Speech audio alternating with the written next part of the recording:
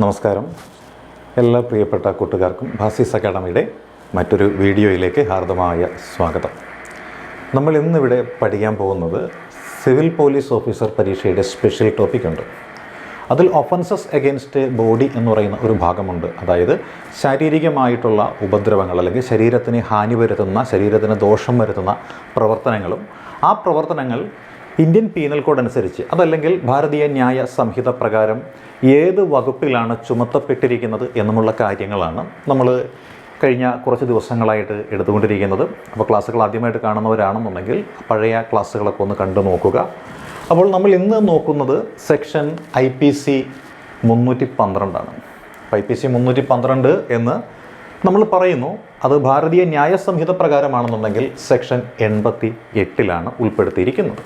അപ്പോൾ സെക്ഷൻ 88 ഉൾപ്പെടുത്തിയിരിക്കുന്ന ഭാരതീയ ന്യായ സംഹിതയിൽ ഉൾപ്പെടുത്തിയിരിക്കുന്ന അതല്ലെങ്കിൽ IPC 312 പ്രകാരം ഉൾപ്പെടുത്തിയിരിക്കുന്ന കാര്യങ്ങൾ എന്തെല്ലാം എന്ന് ചോദിച്ചു കഴിഞ്ഞാൽ അത് പ്രതിപാദിക്കുന്നത് ഗർഭം അലസിപ്പിക്കുക എന്ന് പറയുന്ന ഒരു പ്രക്രിയയാണ്.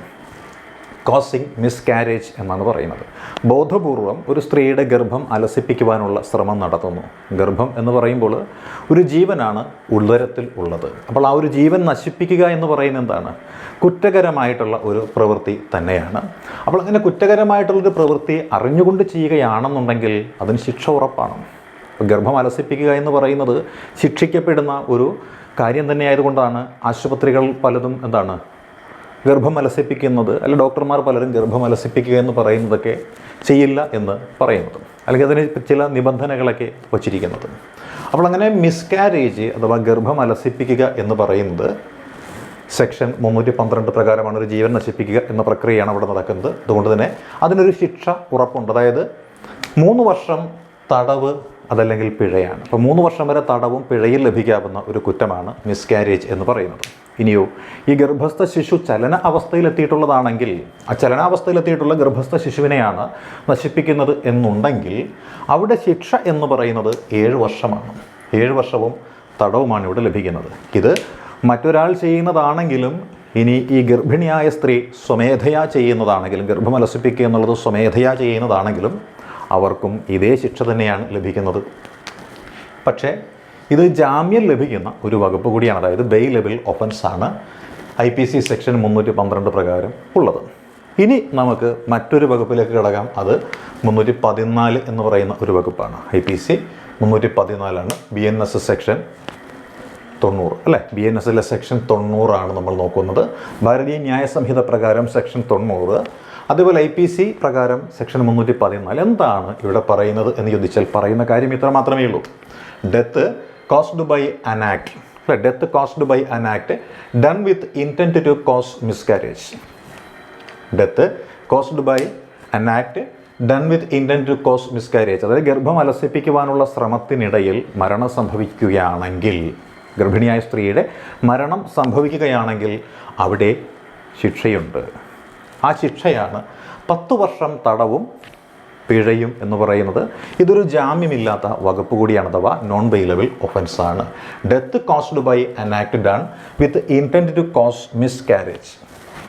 10 വർഷത്തെ തടവും പിഴയും നോൺ ബെയിലബിൾ ഒഫൻസുമാണ് ഇവിടെ ചുമത്തപ്പെടുന്നത്. ഇനി നമുക്ക് IPC സെക്ഷൻ 319 നോക്കാം. IPC സെക്ഷൻ 319 എന്താണ് പ്രതിപാദിക്കുന്നത്? IPC സെക്ഷൻ 319 ഭാരതീയ ന്യായ സംഹിതയിൽ പ്രതിപാദിക്കുന്ന സെക്ഷൻ 114 എന്താണ് എന്ന് നമുക്കൊന്ന് നോക്കാം. അത് പ്രതിപാദിക്കുന്നത് ദേഹോപദ്രവത്തെക്കുറിച്ചാണ്, അഥവാ ഹർട്ട് എന്ന അവസ്ഥ. ദേഹോപദ്രവമാണ്. അപ്പോൾ എന്താണ് ദേഹോപദ്രവം?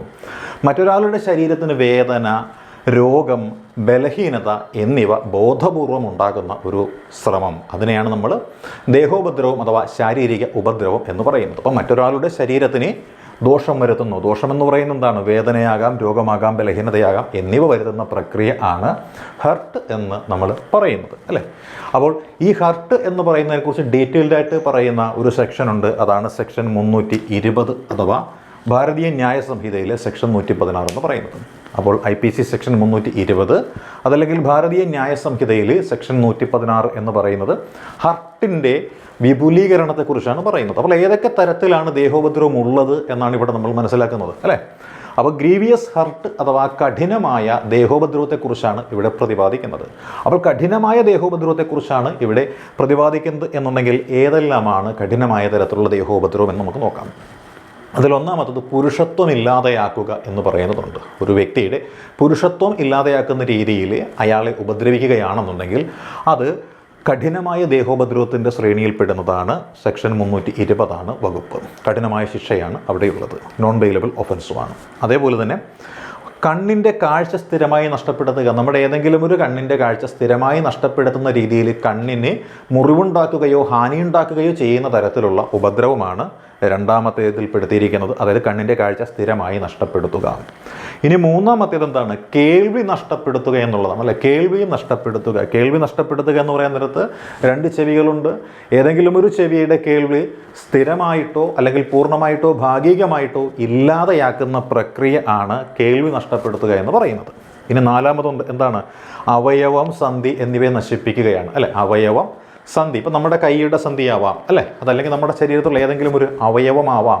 ആ അവയവത്തെ നശിപ്പിക്കുന്ന തരത്തിൽ ഉപദ്രവിക്കുന്ന പ്രക്രിയ കഠിനമായ ദേഹോപദ്രവത്തിലാണ് ഉൾപ്പെടുത്തിയിരിക്കുന്നത്. തലയ്ക്കോ മുഖത്തിനോ വൈകൃതം ഉണ്ടാക്കുക. നമ്മുടെ മുഖം, തല, ഇതാണ് നമ്മളുടെ ഒരു ഐഡൻറ്റിറ്റി ആയിട്ട് നമ്മൾ എല്ലായിടത്തും വയ്ക്കുന്നത്, അല്ലേ?